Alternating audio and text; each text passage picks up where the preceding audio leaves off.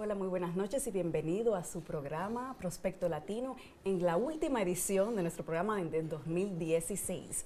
Hoy vamos a discutir, les habla Marlene Peralta definitivamente primero, antes de que todo, y tenemos un invitado hoy especial, se llama nuestro amigo Robert Valencia, analista político, que vamos a discutir hoy los nombramientos que ha hecho hasta ahora el presidente electo Donald Trump.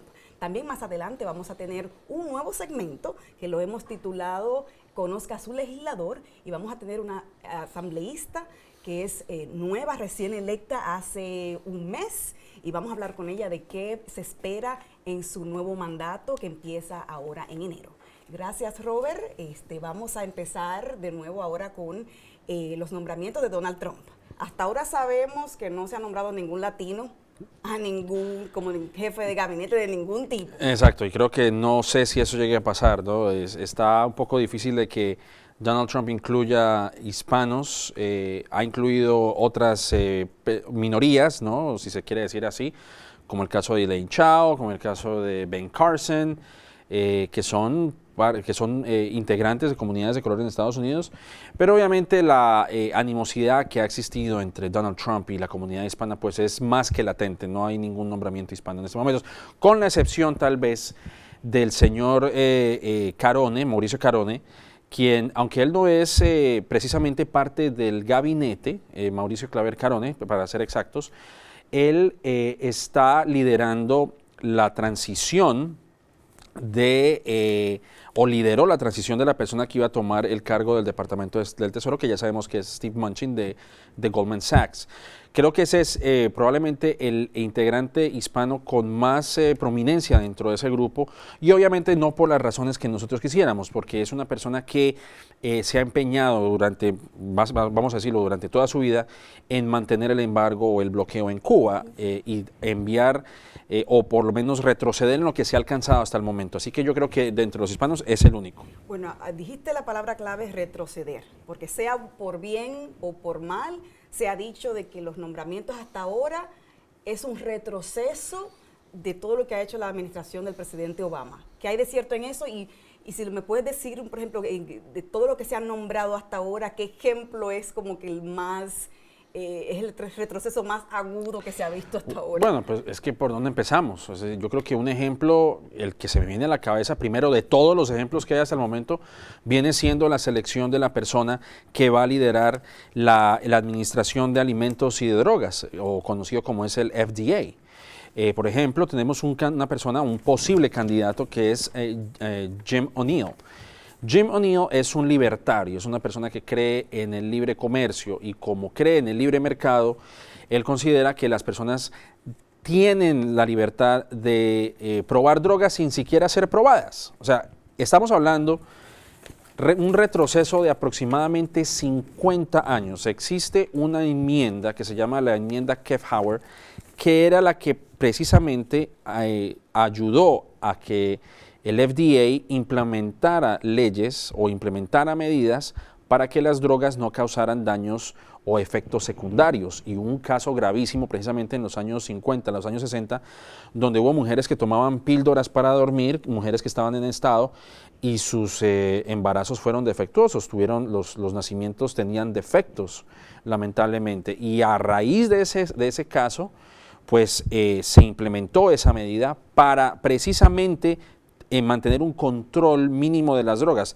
Actualmente las drogas todavía siguen siendo un dilema, no todas las drogas son seguras, pero el hecho de volver 50 años, hombre, pues eso indica que estamos en retroceso. Y bueno, en fin, eso por un lado. Y por el otro está el caso de el EPA, que es la Agencia Protectora de Ambiente, donde también existen personas como por ejemplo Myron Ebel, quien fue el que también lideró esa campaña de transición, y él, que es algo que es curioso, las personas que integran el gabinete de Trump no tienen experiencia necesariamente en el campo que van a ejercer. Ben Carson es un ejemplo clarísimo, es una persona que no tiene ninguna experticia en cuanto a vivienda se refiere y va a manejar esa cartera. O sea, es cirujano, es doctor, no tiene nada que ver Claro, con... la elección de Ben Carson en ese caso era simplemente porque era una persona que vivió en los proyectos en Detroit y él tiene un conocimiento, según Trump, de la situación de las personas que viven en estos proyectos, en estas urbanizaciones que son subsidiadas por el gobierno. O sea, de proyectos de viviendas públicas. Correcto, exactamente, o lo que se conoce vulgarmente como los guetos, ¿no? Sí. Que es un término bastante peyorativo, pero así se conoce. Entonces, obviamente, y vemos el caso, como lo estaba mencionando, del EPA, donde Myron Ebel, que no es científico, que no es una persona que que no es ni siquiera certificado por los científicos y que incluso organizaciones como la ONU, como Greenpeace, como Avas, lo consideran uno de los 7 terroristas climáticos y es la persona que posiblemente lidere esa cartera o tenga algún rol importante en esa cartera. Entonces, obviamente, estos son retrocesos de lo que se ha alcanzado hasta el momento. Yo creo que esa tal vez sea la definición de Donald Trump en hacer Estados Unidos great again, de volver al pasado. Quiero también hablar del senador por Alabama, Jeff Sessions, que fue nombrado como fiscal general. Una columna publicada por la actual presidenta del Consejo Municipal, Melissa Marviverito, que la publicó en The Hill, que es una publicación en Washington. ¿Cómo no? Ella misma dice que eso también es un retroceso porque el señor es considerado uno de los políticos más racistas que existen que existe en este país. Bueno, no tuvo reparo, o por lo menos no se ahorró en palabras al hablar más de los dominicanos, por ejemplo, en una sesión que él tuvo en la plenaria del Congreso. Pero no solamente eso, es una persona que ha estado en contra del movimiento migratorio, o por lo menos este movimiento que busca que se normalice el estatus de muchas personas que no tienen documentos en este país. Y no solamente eso, Jeff Sessions es una persona que ha estado en profundo desacuerdo con temas de las drogas o de la política de las drogas, especialmente en la flexibilización del consumo de la marihuana. Ahora, Jeff, no se sabe qué tanto puede llegar este hombre a hacer daño en cuanto a ese tema en particular. ¿Por qué? Porque existen 2 tipos de uso de la marihuana, del recreacional, el que usa todo el mundo, el que lo usa simplemente con fines recreativos o para fines médicos. Y obviamente esto es un tema, el tema de la marihuana es un tema que se maneja a nivel estatal, no federal. No federal, sí. En eso creo que estamos claros. Ahora, hay un proyecto de ley actualmente que le impide al gobierno federal influir en las decisiones de los estados que han pasado enmiendas que aprobaron la marihuana medicinal. Así que los estados que aprobaron leyes con fines recreativos, tal vez haya ahí una tensión porque no se sabe qué es lo que va a ocurrir. Así que no se sabe qué es lo que va a ocurrir en los próximos años cuando más de 10 estados en Estados Unidos, valga la redundancia, están por legislar proyectos de ley para legalizar la marihuana. Así que va a ser una lucha a muerte con este hombre en el poder. Entonces, volviendo a recapitular, quizá en general, juzgando con todos estos nombramientos, dijimos que es un retroceso en general. Uh-huh. ¿Qué otras características podemos concluir de todas estas personas que han sido nombradas? Son personas millonarias, porque Sí. se han dicho que son del club de Donald Trump, ¿no? Correcto. Empresarios o millonarios, ¿qué hay de cierto en eso? Bueno, obviamente, creo que muchas agencias de noticias han concluido que este gabinete es uno de los más acaudalados, que es de los cuales se tenga memoria. Betsy DeVos, por ejemplo, quien es la que va a manejar la cartera de la educación, es la que se conoce como la nueva Charles Koch, ¿no? Que es o Charles Koch, que son estos filántropos conservadores, y es una persona que tiene muchísimo dinero y es dueña de una compañía que yo creo que muchos conocemos como es Amway. Entonces, obviamente existe ese grupo de personas que tienen mucho dinero, y está el caso del CEO de ExxonMobil, que ahora será secretario de Estado, en fin, y está Steve Mnuchin, que es quien será ahora el que maneje la cartera del Departamento del Tesoro. Ahora, creo que si hay algo claro en esto es que Donald Trump no se siente cómodo trabajando con políticos. El hecho de que solamente cuente con Jeff Sessions hasta el momento como la persona que maneje la parte de la Fiscalía General o de la Procuraduría General en Estados Unidos, pues es diciente realmente. Él ha preferido rodearse de generales retirados, y estos generales retirados pues obviamente tienen ideas también retrógradas en cuanto al Islam, etcétera. Pero ¿no tendría eso también un poco que ver con esta división que hubo durante su nominación, que muchos incluso de su propio partido, que son funcionarios actuales electos, no le dieron el apoyo desde el principio? ¿No tiene eso que sea un poco que ver del por qué no ha elegido alguno de los políticos actuales por parte de su gabinete? Puede ser, y todo esto es basado en el carácter y en la personalidad de Donald Trump. Veamos, por ejemplo, a mí me parece que es una especulación, pero CNN dijo que Mitt Romney, que es un político que fue gobernador de Massachusetts, él era el más opcionado, y yo creo que dentro de la selección que tuvo Donald Trump era el más seleccionado para ser secretario de Estado, a pesar de haber hecho algunas imprecisiones cuando él fue candidato presidencial. Pero era el más opcionado, de la lista que tenía, el más opcionado. Y según se dice tras bambalinas, él no tomó el cargo porque Trump le estaba exigiendo disculpas. Y este hombre, Mitt Romney, no se las ofreció. Le dijo, yo no me voy a disculpar. ¿Por qué me voy a disculpar? Entonces, por un hecho tan simple como ese, él dijo, no, usted no va a ser parte de mi gabinete, váyase.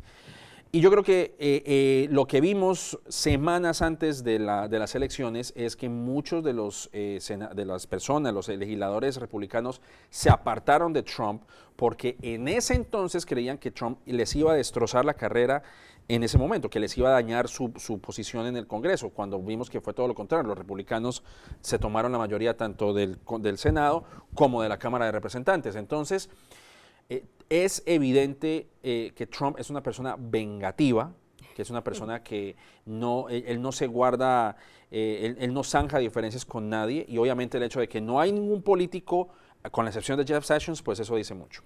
No hay latinos, pero tampoco hay neoyorquinos como parte del gabinete hasta ahora, que yo sepa. Rudy Giuliani, quien fue alcalde de Nueva York, que se perfilaba como uno de los primeros que se iban a nombrar, pero de un pronto a otro como que el señor se echó para atrás, y también parece que hay un drama tras bambalina, que esto parece de novela. Sí, exacto. Bueno, es que hay que ver la situación.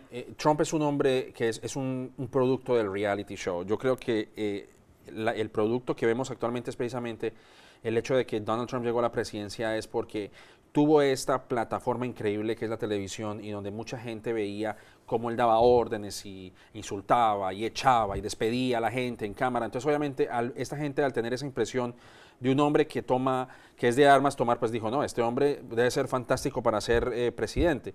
Obviamente el país no se maneja como una hacienda, no se maneja como una compañía, y yo creo que Donald Trump se va a dar cuenta de eso muy pronto.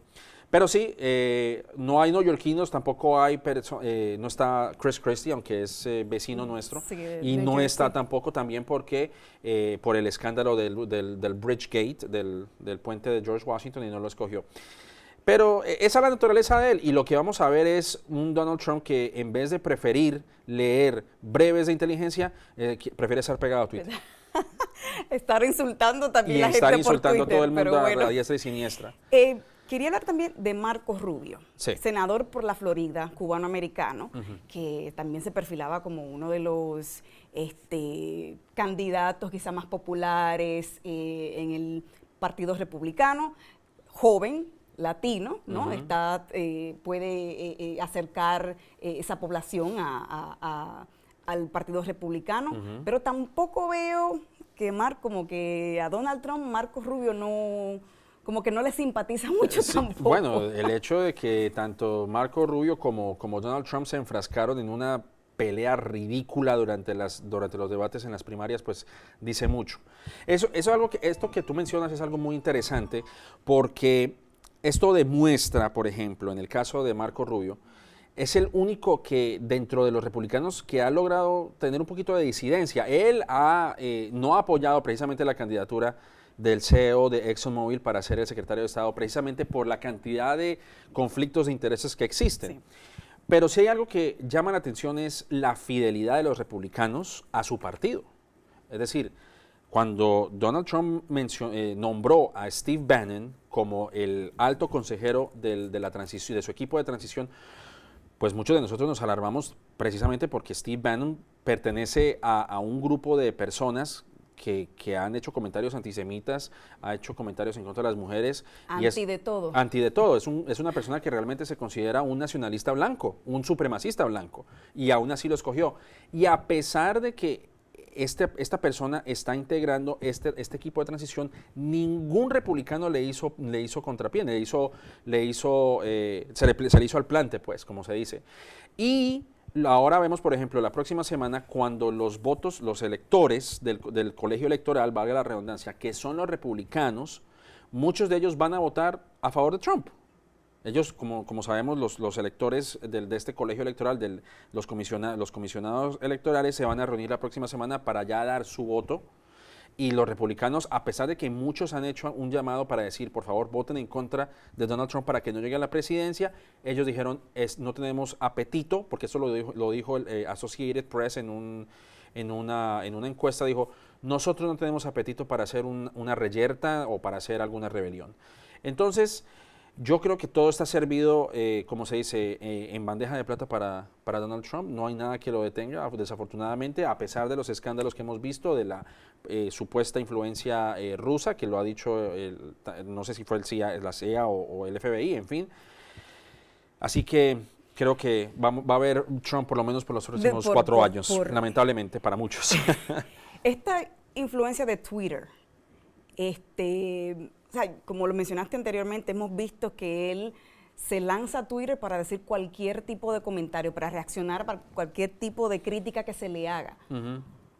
¿Vamos a ver, o piensas tú que vamos a ver a un Donald Trump siguiendo con esto, inmediatamente tome posesión llegue a la Casa Blanca en enero? Bueno, es que eso es lo que no sabemos, porque a Donald Trump se le ha aconsejado de que suelte el teléfono por un momento y deje de estar escribiendo barbaridades en Twitter. El mismo Newt Gingrich le dijo, por favor, deje de estar tuiteando a las 3 de la mañana, por el amor de Dios, y hablando de temas totalmente triviales, que si me gustó la actuación de la gente de Saturday Night Live, que es un show de comedia, o hablando mal de Vanity Fair, o hablando mal de NBC News.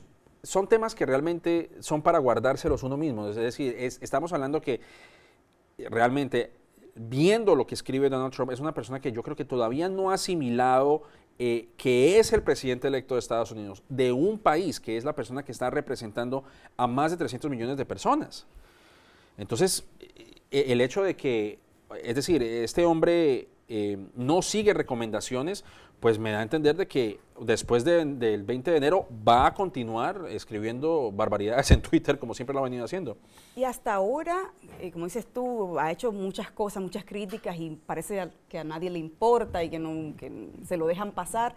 Otra de las controversias es los conflictos de intereses en su familia, ya por ser un señor inversionista que tiene propiedades o tiene inversiones en distintos países, que son los países que tienen cierta relación diplomática con Estados Unidos.